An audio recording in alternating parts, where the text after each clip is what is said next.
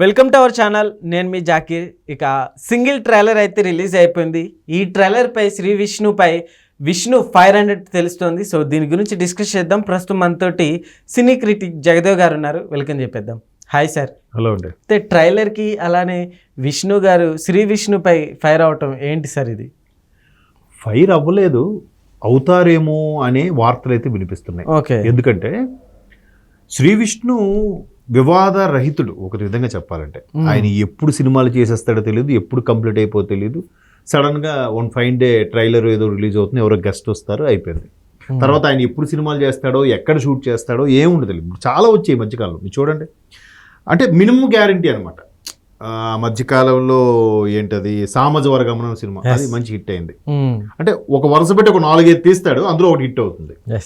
అంటే మినిమం ప్రొడ్యూసర్కి డైరెక్టర్కి మినిమం గ్యారంటీగా ఉండే, అంటే అన్ని రైట్స్ సేల్ అయిపోయి minimum opening cinema box office వద్ద ఉండిపోతే ఇబ్బంది, కానీ రిలీజ్ అయిపోతే ఎవరికి ఇబ్బంది ఉండదు. ఆల్మోస్ట్ ఆల్ అంటే లాభం రాకపోయినా నష్టం ఉండదు, రిలీజ్ అయిపోవాలి.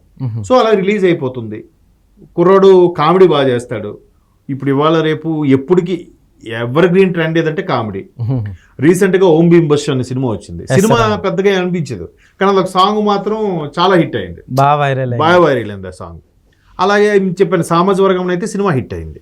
అలాగే ప్రతిదీ మినిమం గ్యారంటీ ఉన్న హీరో కాబట్టి ఈ మధ్యకాలంలో కూడా ఇంకేదో వచ్చింది, రకరకాల గెటప్స్లో పాత తరం గెటప్లా వేసి అని చేశాడు. సో అటువంటి శ్రీ విష్ణు గారిది సింగిల్ అనే సినిమా వచ్చింది. అందులో మళ్ళీ కొత్త హీరోయిన్ ఎవరు ఉన్నారు, తర్వాత కేతికా శర్మ, ఎవరు మన బ్రో సినిమా హీరోయిన్గా చేశారు కదా ఆవిడ. అదే ఇప్పుడు ఏదది రాబిన్ హుడ్ సినిమాలో అందులో యాక్ట్ చేశారు ఆవిడ ఒక సాంగ్కి. సో అట్లాంటి ఆవిడ్ని మళ్ళీ హీరోయిన్గా పెట్టడం బాగుంది అనుకున్నారు. అయితే ఆ సింగిల్ ట్రైలర్లో శివయ్య మంచు కురుస్తోంది అని అంటే, ఈ మధ్య కాలంలో మంచు విష్ణు గారు ఎంతో కష్టపడి కోట్లు ఖర్చు పెట్టి తీసిన కన్నప్ప సినిమా ఇప్పుడు ఎవరి టాలెంట్ వాళ్ళదండి.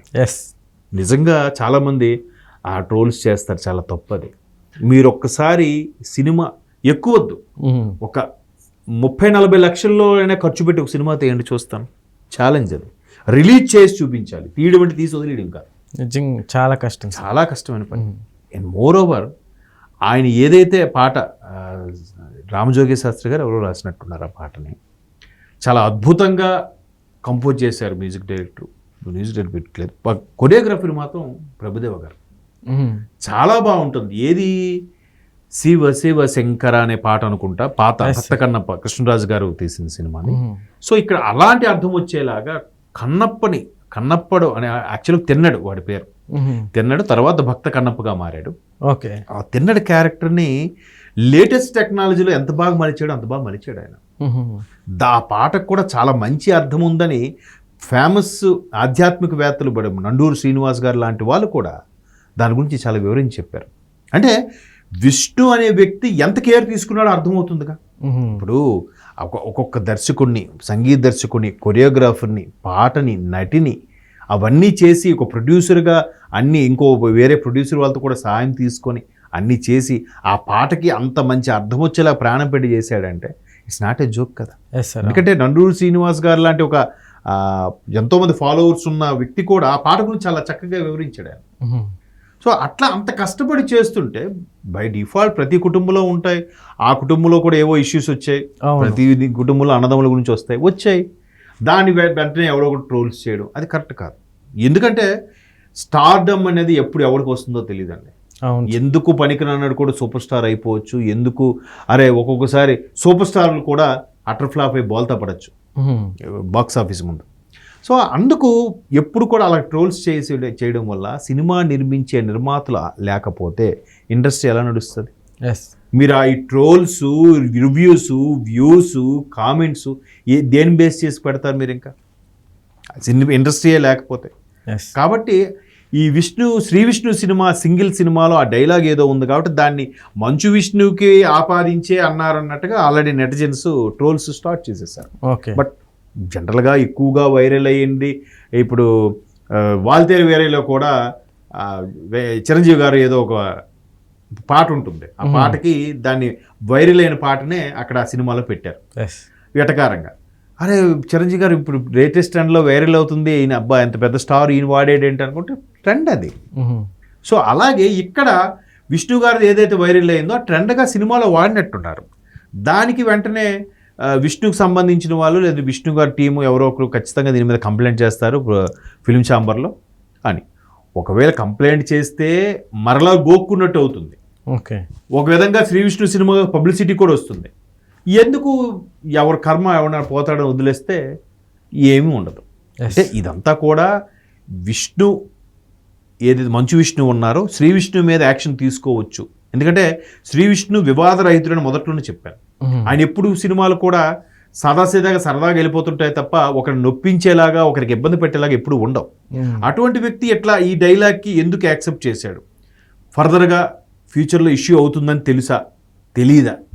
తెలిసే సర్లే దీన్ని ఏం పట్టించుకుంటాడు, జస్ట్ క్యాజువల్గా పెట్టామని అనుకున్నాడా అనేది ఇప్పుడు క్వశ్చన్ మార్క్. శ్రీ విష్ణు అనే వ్యక్తి మిగతా ఏ ఆడియో ఫంక్షన్ వేటికి ఎక్కడ కూడా కనిపించడు. నాకు తెలిసి ఫస్ట్ ఎక్కడది సన్ ఆఫ్ సత్యమూర్తి సినిమాలో ఫ్రెండ్గా కనిపిస్తాడు. సన్ ఆఫ్ సత్యమూర్తి సినిమాలో వాళ్ళు బన్నీ గారు ఫ్రెండ్గా చేస్తాడు. ఒరే ఒక మ్యారేజ్ ఈవెంట్ వచ్చిందిరా, బాగా చేసి పెడితే 10 lakhs రా, 5 lakhs నీకు 5 lakhs నాకురా అంటాడు. నీ అప్పులు తీరిపోతాడు.